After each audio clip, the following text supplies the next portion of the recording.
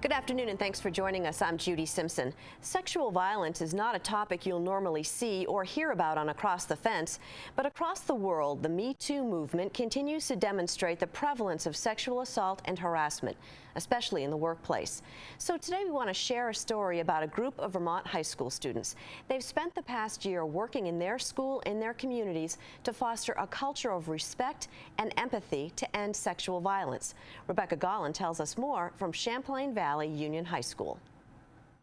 Kids don't necessarily understand what sexual harassment is. They think it's black and white, rape or no, but there's so much more that goes into it, and it's Walter Braun is one of the founding members of the Student ACT Council at Champlain Valley Union High School in Hinesburg. The acronym stands for Awareness, Curriculum, and Training, and the goal is to educate and empower their peers about sexual violence, harassment, and inappropriate behavior. Braun's involvement started with a conversation with one of the school's counselors. I saw a book on his desk that my mom was reading. We started talking about it, and it had to do with toxic masculinity and rape culture, and from there we kind of guided a discussion around it and wanted to implement and initiate a sexual harassment and violence prevention program.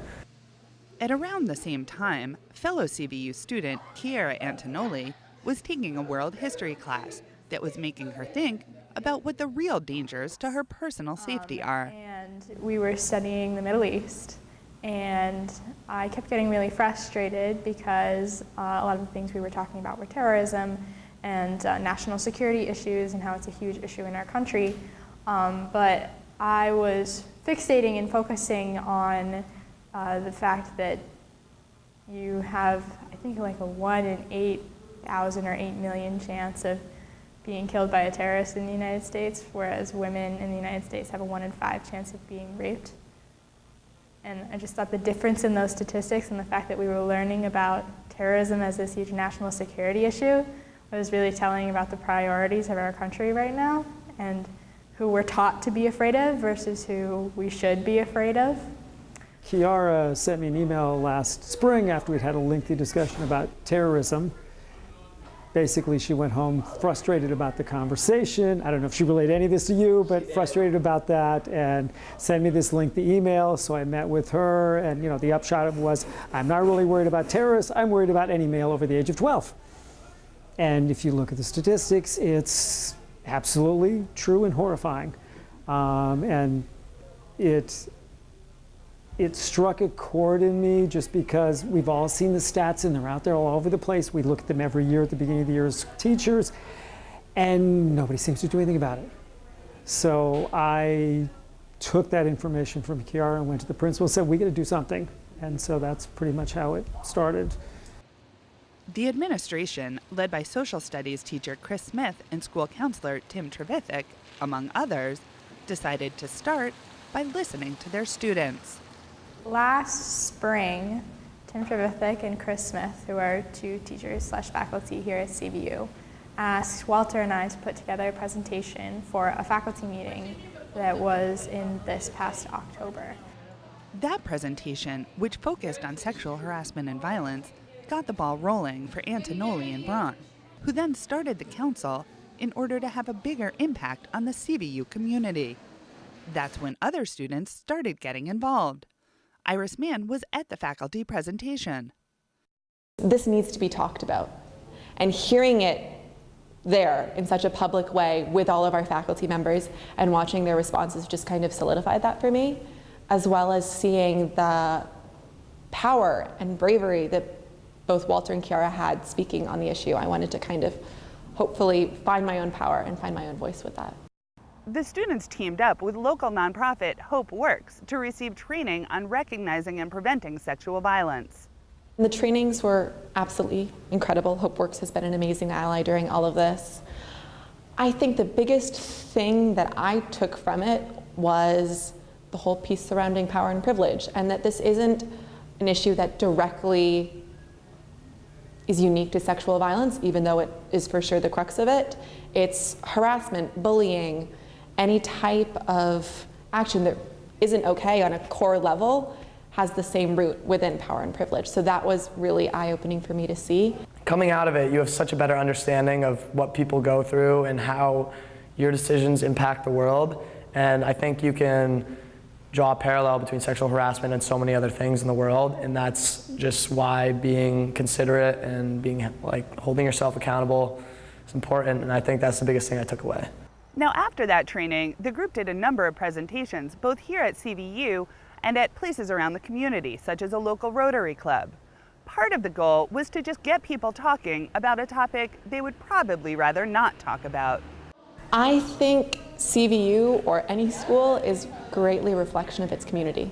So any time that we can reach out to the community and get to kind of the root of where things are coming from, the better. It's been really touching to see the support we've gotten, but it also shows where we as a society have holes and are uncomfortable talking about these things. So it's been as much a tool to hopefully better this culture, but also to just get information and feedback on how we can do that. It's been an amazing shift in culture and awareness. I mean, that was probably the biggest change, is just getting people to talk about it. If you see, there are signs around the building now about it. They put up posters earlier in this year, and just having conversations around the issue, because it's one of those issues that nobody ever wants to talk about.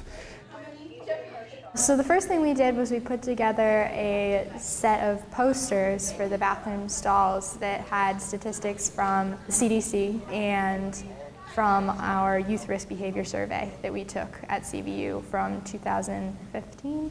And those had statistics about nationally what the chances are of women being raped and the chances of people in general being raped. And the CVU Youth Risk Behavior Survey results told us who had been sexually abused by a partner and who had been just abused in general by a partner. And we were able to share those statistics via some posters that we hung in the hallways and in the bathroom.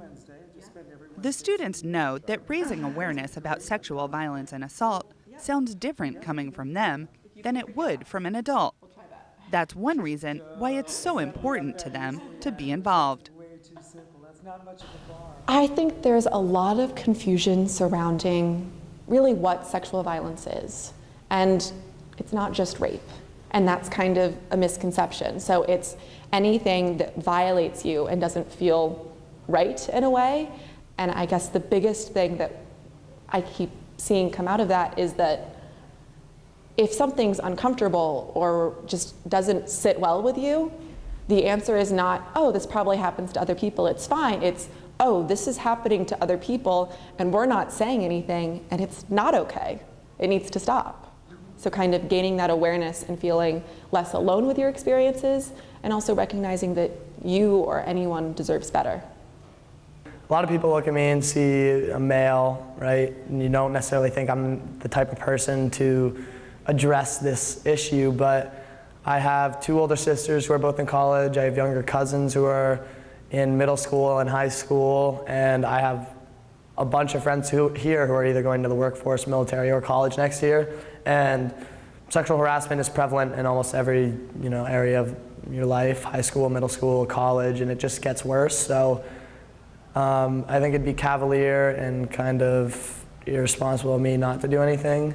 I'd have to ask them how they think they can As these incorporate seniors this wrap up into their it, as final opposed to weeks going and here at telling them CVU, how to they incorporate hope it. that the legacy they've started with the Student ACT Council remains strong. What is it that you want your fellow students to know about this issue? I just want people to feel comfortable with who they are and not to feel afraid of having relationships with other people.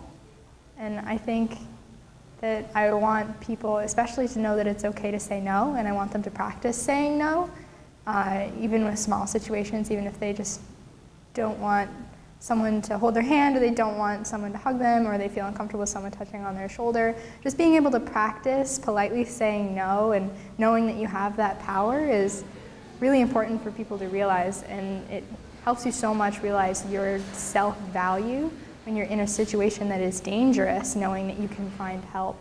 And on the flip side of that, teaching people what is okay and what is not okay, and teaching people how to recognize when other people are uncomfortable if they're not brave enough to say it themselves that they're uncomfortable, realizing that the person you're with is not comfortable, and just learning how to respect each other and respect yourself. I want my fellow students to be accountable. I want them to not only know the ins and outs, but I want them to be upstanders and not just stand by if anything were to happen. CVU is a really progressive community, and that's why it's such a perfect environment for this kind of topic to be brought up.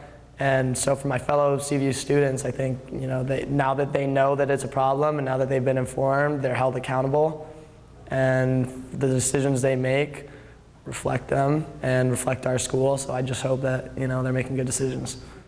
Learning and talking about a difficult topic in order to help their peers and community understand it. The Student Act Council at CVU is making a positive impact. In Heinsberg, I'm Rebecca Gollin with Across the Fence. The CVU students are working on additional training for students and faculty for next year. One of those students, Chiara Antonoli, was recently honored as Vermont's Student Activist of the Year by the Center for Crime Victim Services.